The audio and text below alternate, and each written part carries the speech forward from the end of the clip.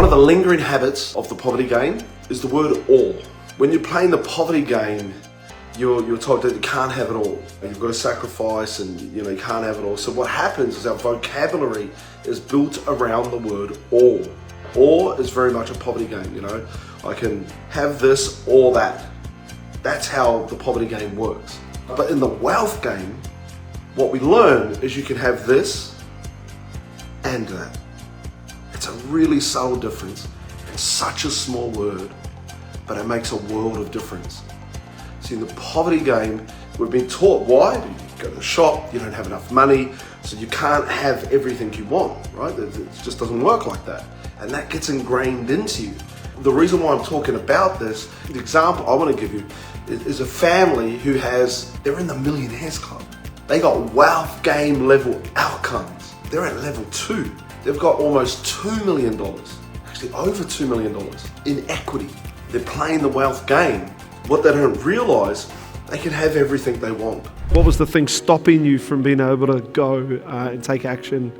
Was it personal? Was it, yeah. I brought my block with me. I hope we're going to have a good car ride home. I got to say, it was my partner. I love you so much, babe. So I was the block. So it was myself probably having those doubts that you guys might have today. Just questioning, should I do it? Should I not do it? And also I'll blame it on my pregnancy hormones. So that was a huge thing for me that took part in my decision making. But it wasn't until obviously my mentor and Joey's encouragement, of course, that we did get over the line. How does this play out inside of the relationship? Let me educate you there. Well, the first way is, husband and wife have slightly different goals, and so what they think is they become combative. Well, I want this and I want that, and they think it's a battle of wills where he either gets what he wants or I get what I want, and so we got to duke it out, and one of us is going to have to sacrifice what they want for someone to get what they want. That is poverty game level thinking, guys. In the wealth game, it's like, babe, what do you want? Well, I want us to keep buying property. Okay, great. You want us to keep buying property. Well, babe, what do you want? Well, I'm not really that keen on property. I'm keener on, travel. I'm keener on, rather than just buying more and more properties, what they actually talked about was a lifestyle property. Now, it wouldn't make them any money, wouldn't really go up in value.